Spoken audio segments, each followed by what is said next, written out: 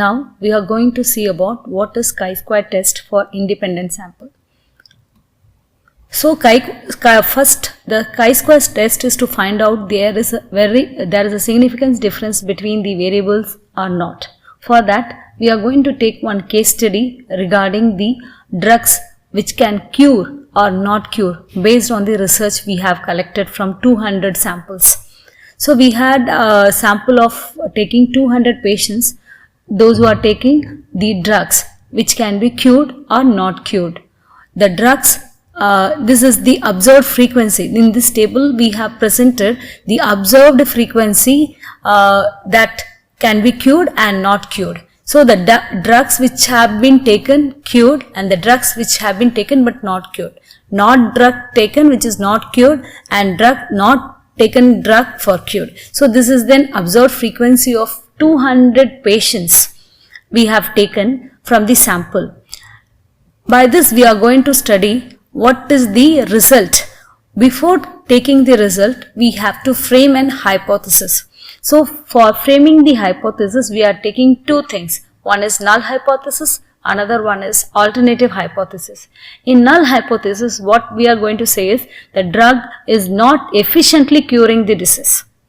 That is, the curing is independent where drugs are given. So in alternative hypothesis we are going that drug is very efficient, there is an association between the drugs and curing. So we have to frame two hypotheses, that is null and alternative. So null which gives not the drugs negative effort, but in alternative hypothesis we have kept a positive effort that the drug are curing. Based on this we are going to proceed with the sum. So here we are going to first we have to frame the hypothesis. After framing the hypothesis based on the observed frequency, next we have to calculate the degrees of freedom. The formula for degrees of freedom is row minus 1 and column minus 1. So based on the questions given here, cured and not cured, we have 2 into 2.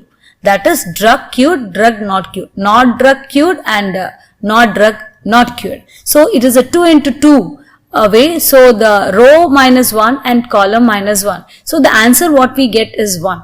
So based on this we are going to calculate the table value, because without assumption we can't give any answer. So based on this we are going to give a correct answer regarding this sample what we have collected from the 200 patients. So after framing the null hypothesis and alternative hypothesis, we have to find out the degrees of freedom to see the table value.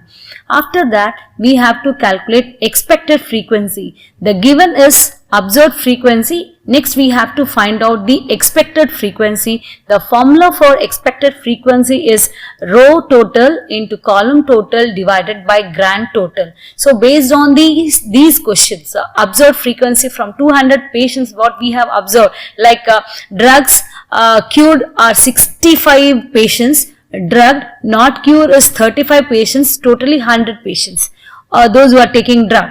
And not taking drug or cured are 55 patients, and not taking drug but not cured is 45 patients. Totally we have not taking drug are 100 patients. So our row column is 100 and 100, that is 200. Similarly, the cured and not cured we have totally 120 on 180. This is our observed frequency what we have taken from the research, and based on that we have to find expected frequency, what we expect, that is observed what we expected we have to find out. For that the formula is the row total into column total divided by grand total. So from that if we find out, the answer is 65, 35, 55, 45. The formula regarding this is row total, like drug cured is 100 divided by column total is 120 divided by grand total is 200. The grand total is the number of patients. Totally we have 200 patients. So we get 60. That is first row and first column. Next, taking drug but not cured. We have totally 100 patients, but their column total is 80 divided by our grand total is 200. So the answer what we get is 40. Similarly, next row, that is not using drug but it has been cured. So for that the formula is used, the total of row divided by total of column divided by grand total, we get again 60. Similarly, the next expected frequency, not taking drug but not cured. So the row total is 100 and the column total is 80. So divided by grand total is 200 patients. So 40. Based on this, this is my expected frequency from the table, right? First we have seen observed frequency, observed one, next one expected frequency. Based on these two, we are going to find out the formula. We are going to find out the chi-square test. So the first column is the observed frequency. Next column, what we have calculated based on the observed frequency is expected frequency. The difference between, because the chi-square formula is observed minus expected the whole square divided by expected frequency. Based on that formula, we have to calculate, because we have the observed frequency is given, we have found out what is expected frequency. Based on row and column, we have fixed it, and we have to find the square root of the difference between the observed and expected. We have to find the square and we have to divide it by expected frequency. The result what I get by this calculation is 2.084.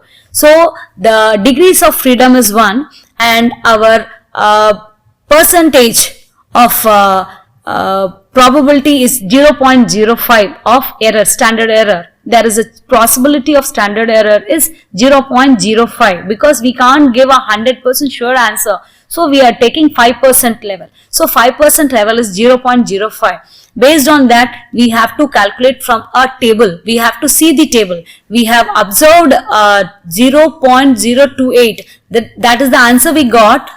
That is the answer we got from the observed and expected, but the table value shows that 3.84. The 3.84 comes from where? From the degrees of freedom and the standard error. Based on that, we got 3.84. This 3.84 should be calculated from the table.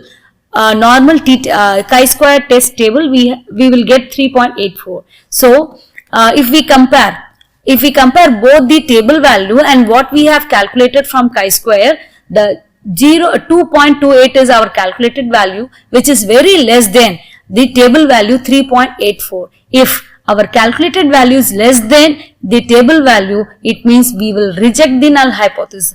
Rejecting null hypothesis is what we told. The null hypothesis will give a negative form. We have framed that null hypothesis, we have framed as a negative point. So we reject the null hypothesis. Finally, we will say that 5% level of significance. This is what we have find out in the table, 5% level of significance. That nearly we can't give 100% a positive result. Nearly there will be 5% significant level. There may be some 5% error if we find the answer. Then in 5% level of significance, we got the table value is 3.84. So there is no significant evidence. We conclude that drug is efficient in curing the disease. We will accept the null hypothesis and reject the alternative hypothesis. If the calculated value is less than the table value, then we accept the alternative hypothesis. In case if the calculated value is more than the table value, we will accept the null hypothesis. So before starting the sum, first we have to find out the hypothesis whether it's null or alternative. Based on the formula, we find the observed one and expected one. The answer what we get, based on the answer we have to make a conclusion regarding whether we accept the statement or reject the statement. In this sum, we accept the statement that taking a drug will definitely cure the patients. This is the final answer. Thank you.